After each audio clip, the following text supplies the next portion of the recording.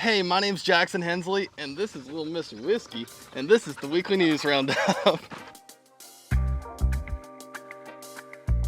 First, we're going to hear from Lauren Minnick, who's going to tell us about UGA's new School of Computing. Then Carson Barrett is going to tell us all about how Athen spent the 4th of July this year.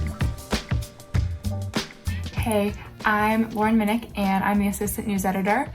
And I recently published an article on UGA establishing a new School of Computing. The story talks about how UGA bumped up their Department of Computer Science to its own school, which is going to be administered by the College of Engineering, as well as the Franklin College of Arts and Sciences.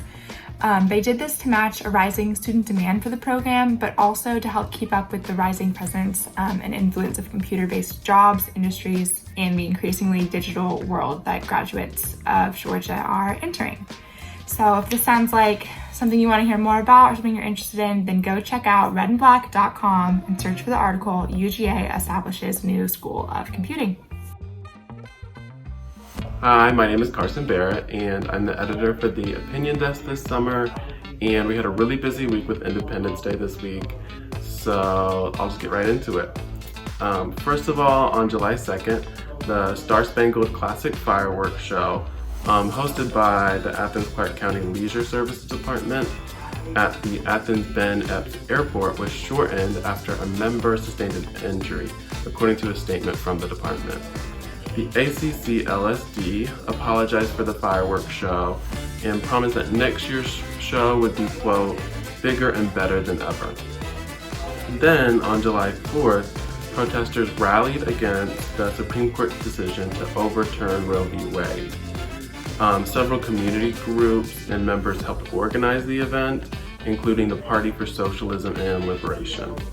District 2 County Commissioner Mariah Parker and District Attorney Deborah Gonzalez spoke at the event, which was held outside of the Athens-Clarke County Courthouse. In my article, Should We Celebrate Independence Day?, I referenced the decision, alluding to the fact that the Supreme Court had functionally taken away independence for women. Also, when the Declaration of Independence was signed, more than 500,000 Black Americans were enslaved, and Native Americans were referenced as savages in the actual Declaration of Independence. So it calls into question what we're actually celebrating. Furthermore, there's also historical arguments against Independence Day.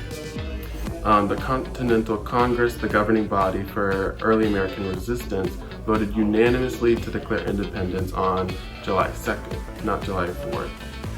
It took 2 days for them to draft the document, the Declaration of Independence, which is why we celebrate it on July 4th. But the public was likely unaware of independence until later in July, when newspapers came out and public readings were held. Also, Georgia did not sign the document and didn't send any delegates to this first Continental Congress meeting. We instead signed it on August 2nd. I wrote this not to be the Scrooge of Independence Day, but to call awareness about the work that still needs to be done, so that when we do celebrate, we're actually celebrating, true independence and true liberty, whether that means socially or historically. If you want to read any more about these two stories or any other local Athens news, visit redandblack.com.